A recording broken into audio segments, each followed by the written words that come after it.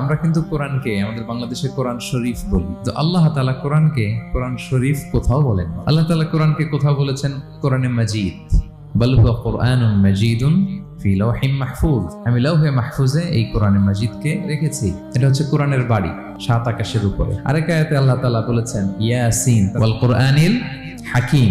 তাহলে আরেক আয়াতে কোরআনে হাকিম বলেছেন, প্রজ্ঞাময় কোরআন, কোরআন শরীফ বলেন নাই। সূরা ওয়াকিয়ার আরেক আয়াতে আল্লাহ তাআলা বলেছেন ইন্নাহু লাকুরআনুন কারীমুন ফি কিতাবিন মাকনুন। এখানে বলেছেন কোরআনে কারীম।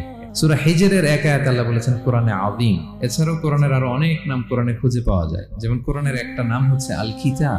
আল্লাহ তাআলা বলছেন এই কিতাব, এই কোরআনে আমি কোনো কিছু বাকি রাখি নাই, সব বলে দিয়েছি। কোরআনের আরেকটা নাম আল ফুরকান, সত্য মিথ্যার পার্থক্যকারী, the criterion between right and wrong. Quran পড়লে বোঝা যায় কোনটা সত্য কোনটা মিথ্যা। কোরআনের একটা নাম হচ্ছে আয-যিকির।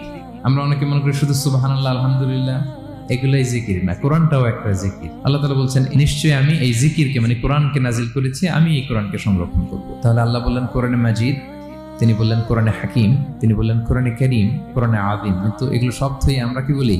কোরআন শরীফ বলতে পারেন, অর্থ ভালোই, কিন্তু কোরআনে নাই, আল্লাহ তাআলা বলেন। আসুন কোরআন শরীফ বলার পাশাপাশি আমরা কোরআনে কারীম, কোরআনে মাজিদ এগুলো বলতে অভ্যস্ত হই, কারণ এভাবেই কোরআনকে পরিচয় দিয়েছেন আল্লাহ তাআলা। পারা যাবে তো ইনশাআল্লাহ?